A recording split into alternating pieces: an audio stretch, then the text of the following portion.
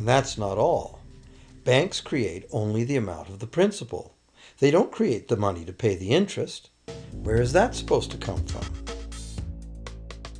The only place borrowers can go to obtain the money to pay interest is the general economy's overall money supply. But almost all that overall money supply has been created exactly the same way as bank credit that has to be paid back with more than was created. So everywhere there are other borrowers in the same situation, frantically trying to obtain the money they need to pay back both principal and interest from a total money pool which contains only principal.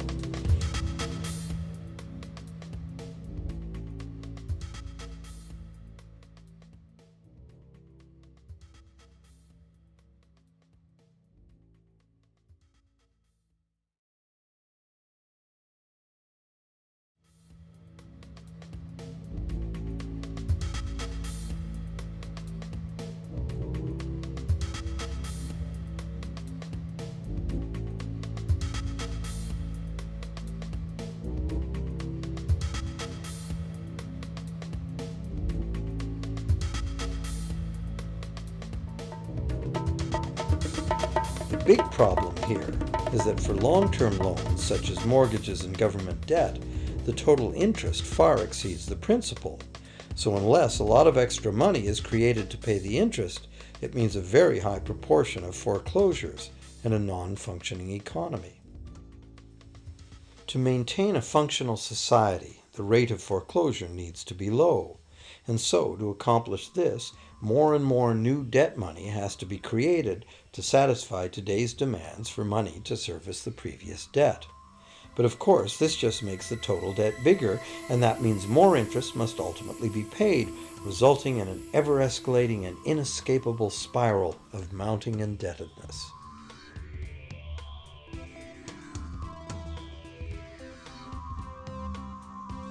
It is only the time lag between money's creation as new loans and its repayment that keeps the overall shortage of money from catching up and bankrupting the entire system. However, as the bank's insatiable credit monster gets bigger and bigger, the need to create more and more debt money to feed it becomes increasingly urgent. Why are interest rates so low? Why do we get unsolicited credit cards in the mail?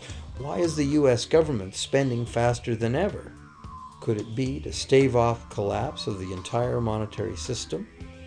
A rational person has to ask, can this really go on forever? Isn't a collapse inevitable?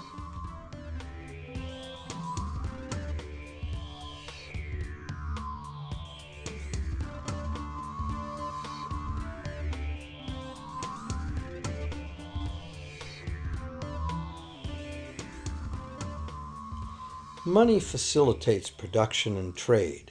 As the money supply increases, money just becomes increasingly worthless unless the volume of production and trade in the real world grows by the same amount.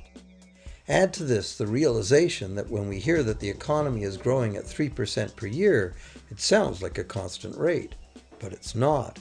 This year's 3% represents more real goods and services than last year's 3% because it's 3% of the new total. Instead of a straight line, as is naturally visualized from the words, it is really an exponential curve getting steeper and steeper. The problem, of course, is that perpetual growth of the real economy requires perpetually escalating use of real-world resources and energy. More and more stuff has to go from natural resource to garbage every year, forever, just to keep this system from collapsing.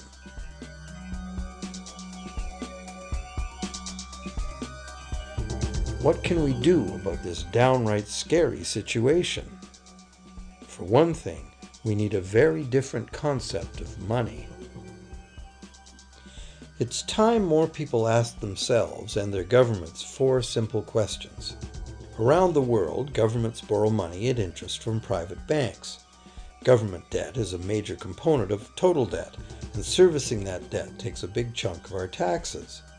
Now we know that banks simply create the money they lend, and that governments have given them permission to do this. So the first question is, why do governments choose to borrow money from private banks at interest when government could create all the interest-free money it needs itself? And the second big question is, why create money as debt at all? Why not create money that circulates permanently and doesn't have to be perpetually reborrowed at interest in order to exist? The third question, how can a money system that can only function with perpetually accelerating growth be used to build a sustainable economy? Isn't it logical that perpetually accelerating growth and sustainability are incompatible? And finally, what is it about our current system that makes it totally dependent on perpetual growth? What needs to be changed to allow the creation of a sustainable economy? At one time, charging any interest on a loan was called usury and was subject to severe penalties, including death. Every major religion forbade usury. Most of the arguments made against the practice were moral. It was held that money's only legitimate purpose was to facilitate the exchange of real goods and services.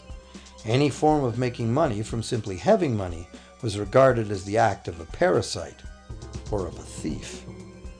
However, as the credit needs of commerce increased, the moral arguments eventually gave way to the argument that lending involves risk and loss of opportunity to the lender, and therefore attempting to make a profit from lending is justified.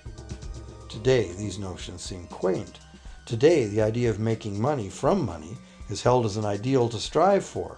Why work when you can get your money to work for you? However, in trying to envision a sustainable future, it's very clear that the charging of interest is both a moral and a practical problem. Imagine a society and economy that can endure for centuries because, instead of plundering its capital stores of energy, it restricts itself to present-day income. No more wood is harvested than grows in the same period.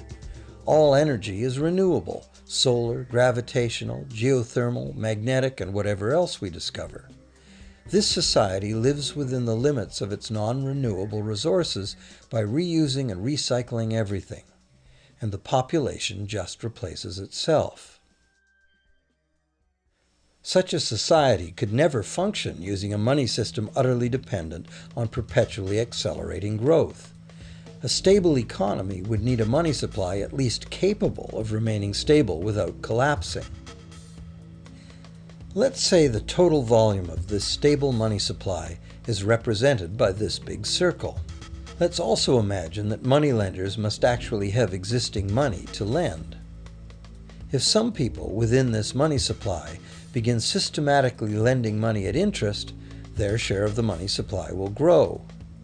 If they continually reloan at interest all the money that gets paid back, what's the inevitable result?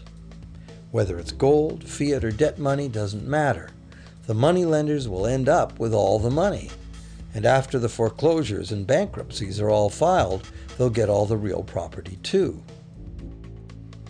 Only if the proceeds of lending at interest were evenly distributed among the population would this central problem be solved. Heavy taxation of bank profits might accomplish this goal, but then why would banks want to be in business? If we were ever able to free ourselves of the current situation, we could imagine banking run as a non-profit service to society, dispersing its interest earnings as a universal citizen dividend, or lending without charging interest at all.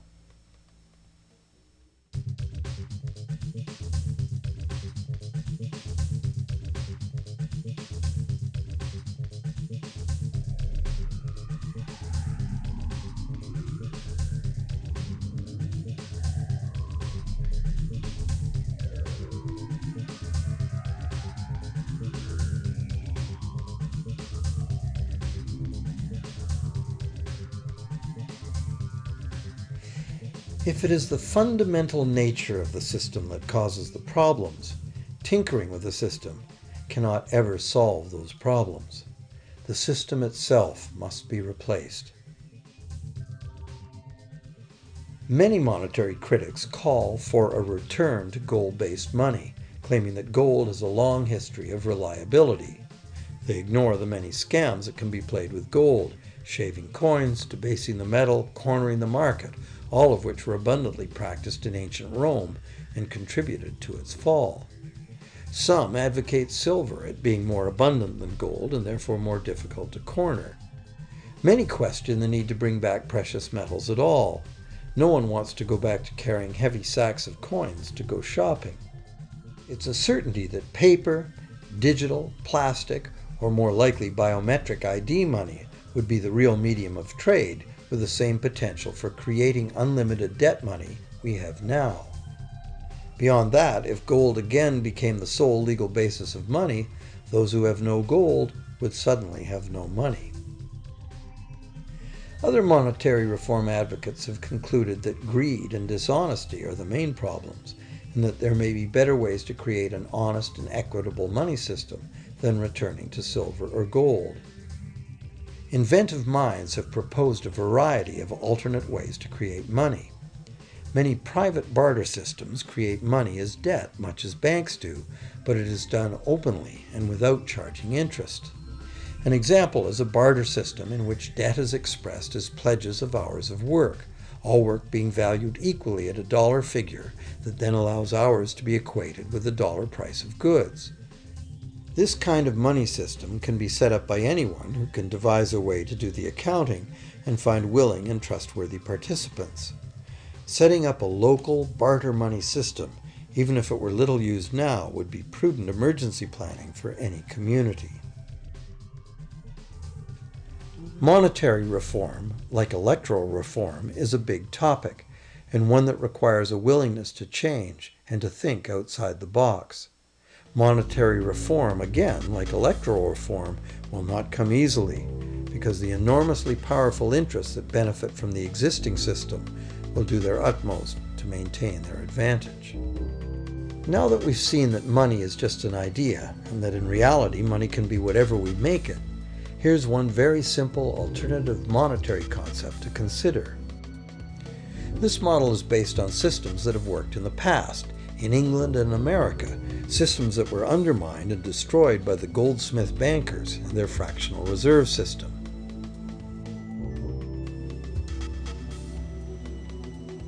To create an economy based on permanent interest-free money, money could simply be created and spent into the economy by the government, preferably on long-lasting infrastructure that facilitates the economy, such as roads, railroads, bridges, harbors, and public markets.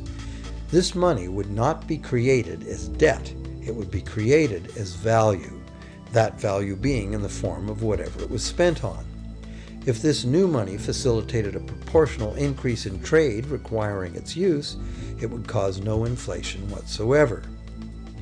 If government spending did cause inflation, there would be two courses of action available. Inflation is equivalent in effect to a flat tax on money. Whether the money goes down in value 20% or the government takes 20% of our money away from us, the effect on our buying power is the same. Viewed this way, inflation in place of taxation might be politically acceptable if well spent and kept within limits. Or government could choose to counter inflation by collecting tax monies that it then takes out of use, thus reducing the money supply and restoring its value. To control deflation, which is the phenomenon of falling wages and prices, the government would simply spend more money into existence. With no competing private debt money creation, governments would have more effective control of their nation's money supply. The public would know whom to blame if things went wrong. Governments would rise and fall on their ability to preserve the value of money. Government would operate primarily on taxes, as it does now, but tax money would go much, much further, as none of it would be required to pay interest to private bankers. There could be no national debt if the federal government simply created the money it needed. Our perpetual collective servitude to the banks through interest payments on government debt would be impossible.